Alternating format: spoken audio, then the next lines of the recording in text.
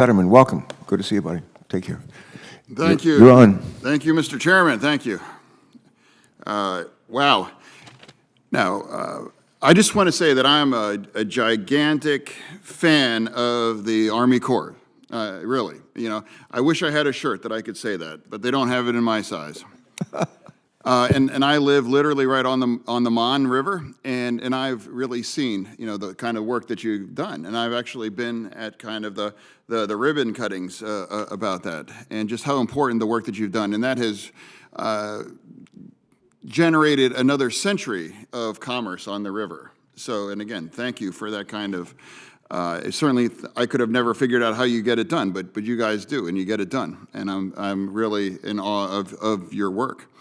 And, you know, also now you've been working with our delegation to work on the lockage on the Allegheny as well, too, how important that is as well. And so we're grateful. And now I'm here to talk about other important issues, you know, that you're involved.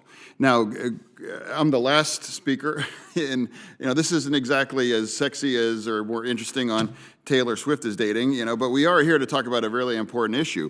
And in counties all across Pennsylvania, whether it's Clinton or Elk or Northumberland, you know, they have significant issues of acid mine drainage. You know, not on the tip of the tongue of a lot of Pennsylvanians or Americans, but it's really important in Pennsylvania. And now here I'm grateful to ask you about, too, about the kind of support that we would need from the Corps. And that's why I'm proud to work with my colleague, the best senator in Pennsylvania, Senator Casey, this kind of work. So, Mr. Hague, you know, what can we learn from the Corps, from other environmental programs to ensure that the Corps works are effectively working within communities to address this acid mine drainage? Thank you for the question, Senator. I'm also a huge fan of the Army Corps. We at the Nature Conservancy have done incredible work with them over decades to do ecosystem restoration across this country. And I'm also born and raised in West Virginia, so not too far from your state, and so I really appreciate your focus on the acid mine drainage issue. Yeah. It's something I'm familiar with. You know, the Corps is perhaps uniquely capable in this world of doing some of the largest, most complex ecosystem restoration work that there is. And so training the resources of the Army Corps onto the issues of acid mine drainage might be particularly helpful for your home state. Apropos of the topic of this hearing, one of the things I might suggest is thinking again about if there is a way ways to constrain the sponsors of those kinds of projects, constrain their financial or legal risks.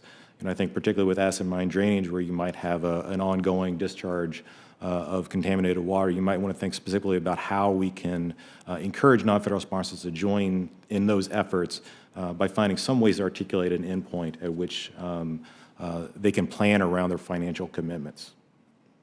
So let me ask, is it limits on the financial resources, or are there laws on the books that are working against that kind of an outcome, or whether some of the abandoned kinds of mines and whatever, like, is there anything more specific that's driving it?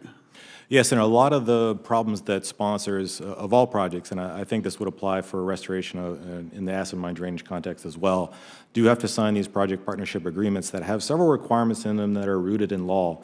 To hold and save the federal government harmless, in most cases, is something that's rooted in statute, as well as this commitment to doing operations and maintenance on these works is something that is rooted in statute. And so those things would be particularly powerful if this committee could address them in Word 24. Okay, and we don't have the time to really drill down on that, but I would like to, you know, I don't do much well, but I do. I hire really people that are a lot smarter than I am, and I have a staff that's very much part of this and very much educating myself. And we would like to continue to have that conversation so we can be most effective in addressing that specifically, what's really at the root of some of these challenges that we have, to be more informed and to be a more effective senator to address this. So thank you. And Mr. Chairman, I have 23 seconds left, and I cede that back to the chair. Well, I'm going to use those 23 seconds. You talked about surrounding yourself with people